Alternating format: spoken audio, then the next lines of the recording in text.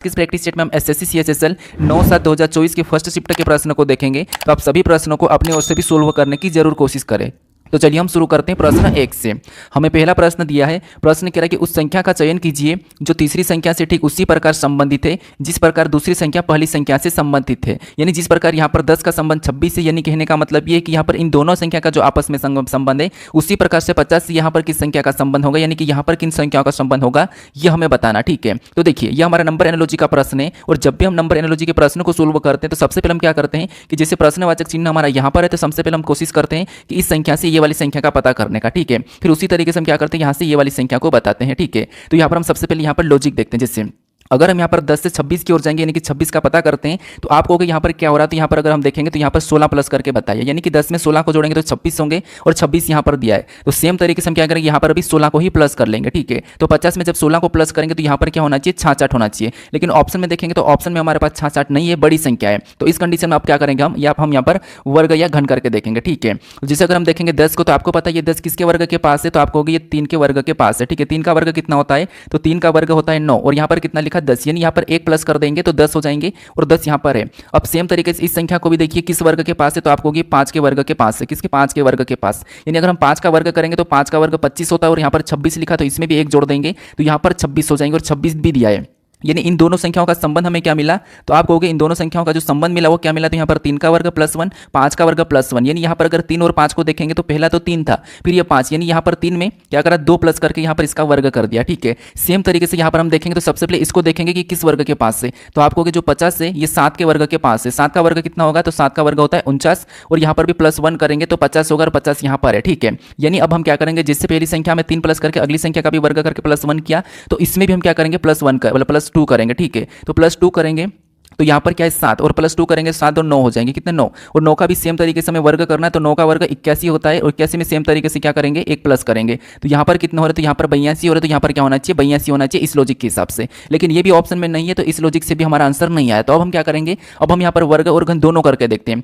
जैसे अगर हम देखेंगे आपको पता है जैसे ये 10 है और 10 किसके वर्ग के पास है, तो आपको ये 3 के वर्ग के पास से। अब देखिए 3 का वर्ग तो 9 होता है। ठीक है, यहाँ पर 10 लिखा मतलब इसमें प्लस 1, यहाँ तक ये लॉजिक सही है। यहाँ पर क्या है 10 आ चुका है। ठीक है, ये लॉजिक सही है, 10 भी है। इसके बाद यहाँ पर देखेंगे तो हम 3 का वर्ग किया, आप 3 का घन भी कर लेते हैं। तो जैसे ये जो 26 है, ठीक है ये क्या है ये 26 से, अब ये 3 का घन के पास भी जैसे 3 का घन करेंगे तो आपको पता है 3 का घन कितना होता है, तो 3 का घन 27 होता है और 27 में से 1 माइनस करेंगे तो आपको पता है यहाँ पर आ जाएंगे कितने 26, कितने 26 और 26 भी यहाँ पर है। यानी 3 का पहले वर्ग प्लस 1 फिर 3 का घन माइनस 1। उसी तरीके से इस संख्या को देखते कि किसके वर्ग के पास है, तो आपको यहाँ पर दिखाई दे रहा है ये 7 के वर्ग के पास है। अब 7 का वर्ग 49 होता है और यहाँ पर 49 कितना है प्लस 1 है। ठीक है, 49 प्लस 1 यहाँ पर कितना हो रहा है 50 हो रहा है। ठीक है, कितना 50 हो रहा है और 50 यहाँ पर है। अब हमने यहाँ पर क्या देखा था, पहली संख्या का वर्ग मिल गया था और दूसरी संख्या किससे मिली थी, घन करके -1। तो यहाँ पर लाने के लिए क्या करेंगे 7 का घन करके -1 कर लेंगे। तो यहाँ पर संख्या लाने के लिए हम क्या करेंगे 7 का घन करेंगे।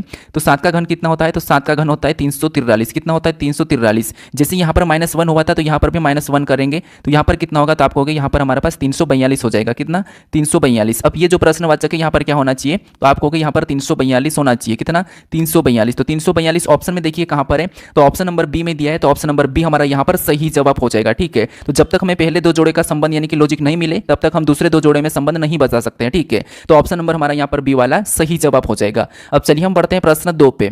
अब 2 नंबर का प्रश्न दिया है। प्रश्न यहाँ पर कह रहा है कि अंग्रेजी वर्णमाला क्रम के आधार पर दी गई श्रृंखला में प्रश्नवाचक चिन्ह के स्थान पर क्या आना चाहिए। ठीक है, यानी यहाँ पर हमारे पास लेटरों की श्रृंखला श्रेणी दी है और इसी में एक प्रश्नवाचक चिन्ह दिया है। यहाँ पर कौन से लेटर होंगे ये हमें बताना। ठीक है, देखिए मैं आपको यहाँ पर समझाने की कोशिश इसीलिए कर रहा हूँ ताकि आपको भी तो लॉजिक को समझना चाहिए कि क्या क्या लॉजिक लग सकता है। ठीक है, वैसे तो मैं एक बार में लगा के आपको बता देता लेकिन फिर भी आपके माइंड में सोचने की क्षमता बढ़नी चाहिए। ठीक है, तो यहाँ पर देखिए हम क्या करेंगे लेटर सीरीज में एक एक लेटर को चेक करते हैं। कैसे देखिए, जैसे यहाँ पर जी से क्या करेंगे, इधर पहले लेटर के को देखेंगे, जी से के, जी 7 नंबर पे, ये 11 नंबर पे मतलब 7 4 11 मतलब यहाँ पर +4 हुआ है। फिर के से ओ को देखेंगे तो आपको पता है ओ 15 पे 11 पे इसमें भी +4 हुआ है। यहाँ पर कितना +4। ओ से आगे देखेंगे तो ओ 15 पे 19 पे इसमें भी +4 हुआ है। तो इस पैटर्न के हिसाब से आपको पता है हम क्या करते हैं हर बार अगला भी 4 ही प्लस कर लेंगे पैटर्न के हिसाब से। ठीक है, तो इस 19 पे 4 प्लस करेंगे 23 और 23 नंबर पर आपको पता है डब्ल्यू होगा। ऑप्शन में देखेंगे तो 2 में नहीं है तो इसको हम एलिमिनेट कर देंगे, हटा देंगे। ठीक है, अब हम दूसरे लेटर को चेक करते हैं। दूसरा क्या है डी, डी से एच को देखेंगे तो डी 4 नंबर पर या 8 नंबर पर इसमें भी +4। एस से एल को देखेंगे यहाँ पर भी आपको पता है +4।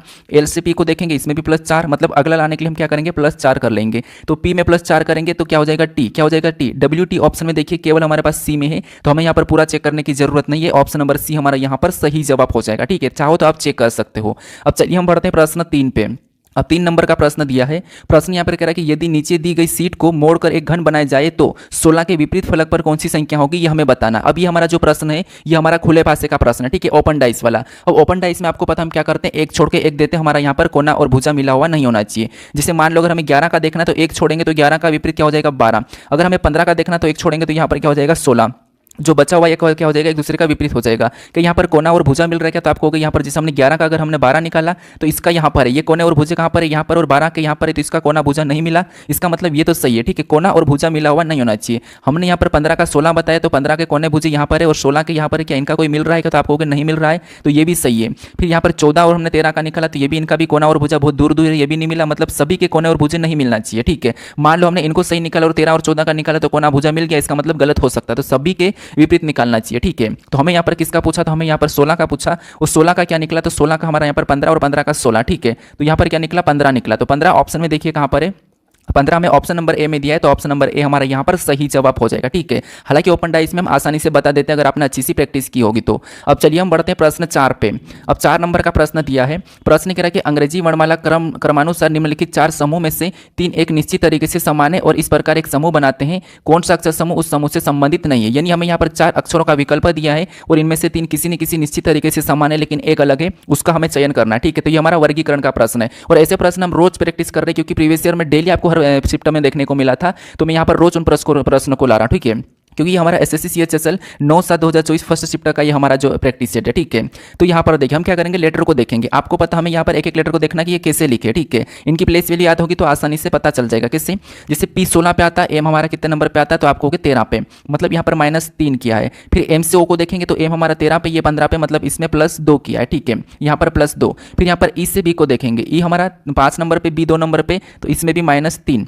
फिर बी से डी को देखेंगे तो यहाँ पर बी 2 पे, ये 4 पे, मतलब इसमें +2 आपको यहाँ पर अब देखने को मिला होगा सेम। फिर यहाँ पर देखिए एल से आई को देखेंगे तो एल 12 पे, ये 9 पे आई, तो यहाँ पर भी -3 हुआ है। फिर आई से के को देखेंगे तो आई 9 पे, ये के 12 पे, सॉरी 11 पे, तो इसमें भी +2 हुआ है। फिर आर से ओ को देखेंगे तो आर कितने नंबर पे 18 पे, ये कितने नंबर पे 15 पे, इसमें भी -3 हुआ है, कितना, इसमें भी -3।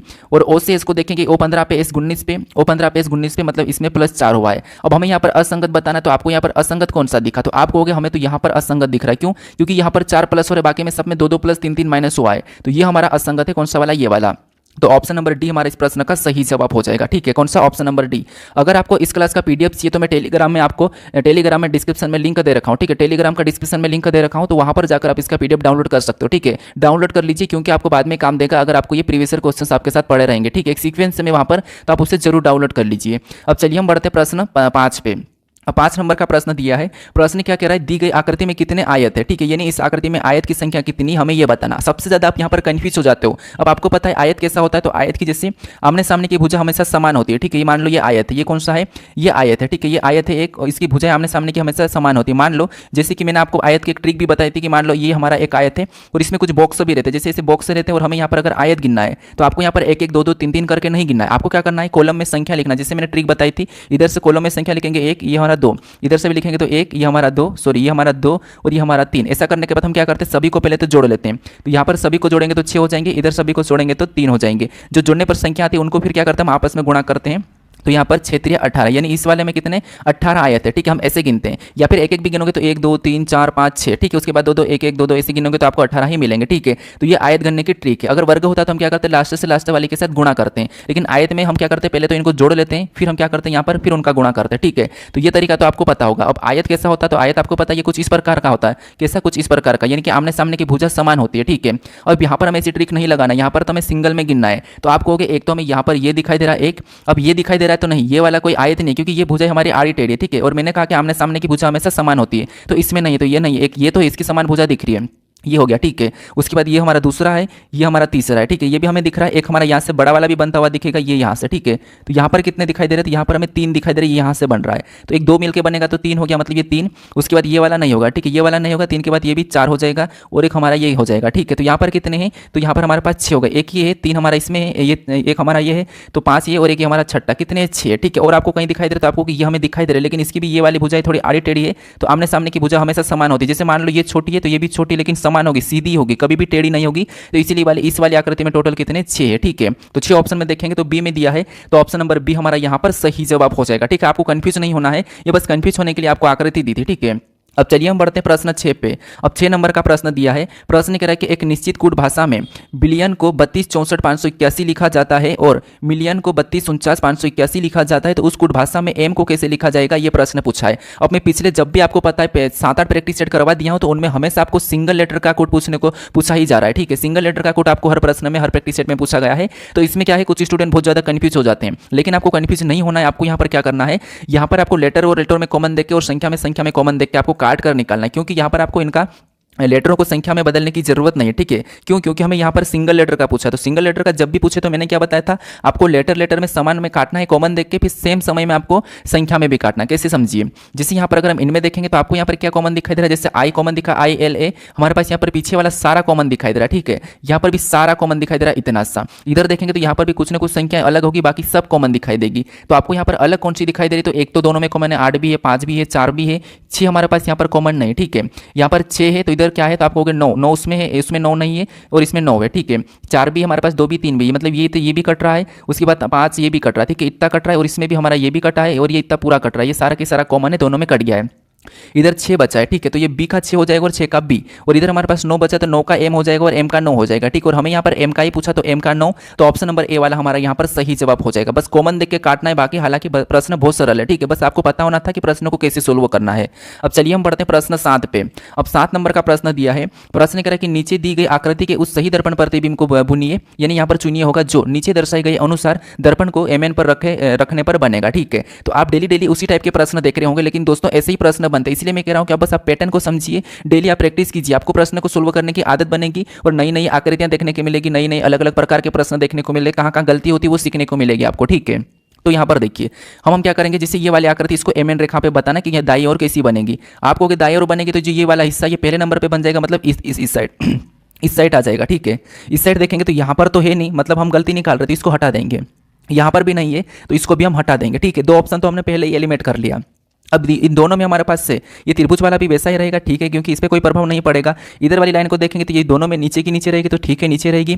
अब ये वाला जो हिस्सा है, ठीक है, ये वाला हिस्सा इधर साइड चलेगा, इस कोने में चले जाएगा, तो यहाँ पर होना चाहिए, लेकिन यहाँ पर नहीं है, उसी साइड रहा ये, तो ये नहीं होगा। अब हमारे पास ये तो होगा ही नहीं, क्योंकि ये तो साइड पलट गया है ये तो हमने पहले ही निकाल दिया था। ठीक है, तो हमारे पास ऑप्शन नंबर बचा ए, तो ए वाला सही जवाब हो जाएगा। ठीक है, बस आप गलती निकालो, आपका प्रश्न आसानी से सोल्व हो जाएगा। ठीक है, कौन सा हमारा ऑप्शन नंबर ए यहाँ पर सही जवाब हो जाएगा।